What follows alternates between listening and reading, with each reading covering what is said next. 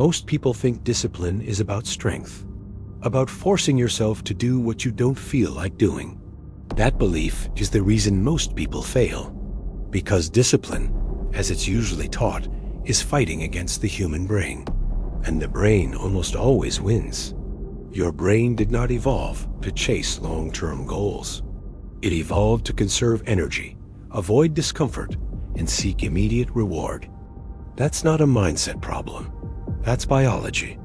When you try to wake up early, go to the gym, study, or work deeply, your brain doesn't see self-improvement. It sees unnecessary effort. And when effort meets no immediate reward, the brain resists. This is why willpower never lasts. You're trying to override millions of years of programming with motivation. That conflict creates guilt. Guilt creates frustration, and frustration makes you quit. So here's the uncomfortable truth. If you constantly need discipline, your system is broken. Real discipline doesn't come from force. It comes from design.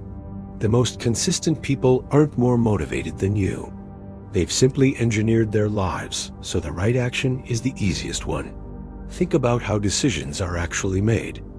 Not through logic, through availability. What's closest? What's visible? What requires the least effort?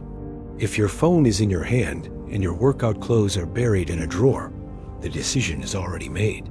Not consciously, biologically. This is called cognitive ease. The brain always chooses the path of least resistance. So instead of asking, how do I become more disciplined? Ask, how do I make the right behavior unavoidable? This is where most people get it wrong. They try to change behavior without changing the environment. But behavior follows structure. If you want to read more, the book shouldn't be hidden. If you want to train, the clothes should be ready.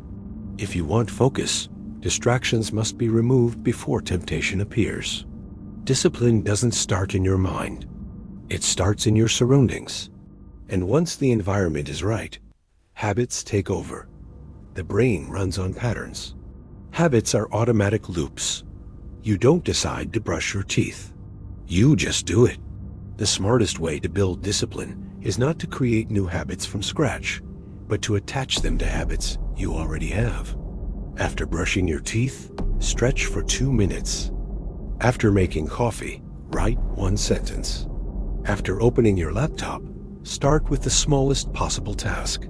This removes the hardest part, starting. Momentum beats motivation every time. But here's another mistake people make. They think they need to enjoy the process. You don't. Most disciplined people don't love routine. They've simply made quitting harder than continuing. The decision was made in advance. Shoes ready. Schedule fixed. Structure in place. When action becomes the default, feelings become irrelevant. And this leads to the deepest level of change. Identity.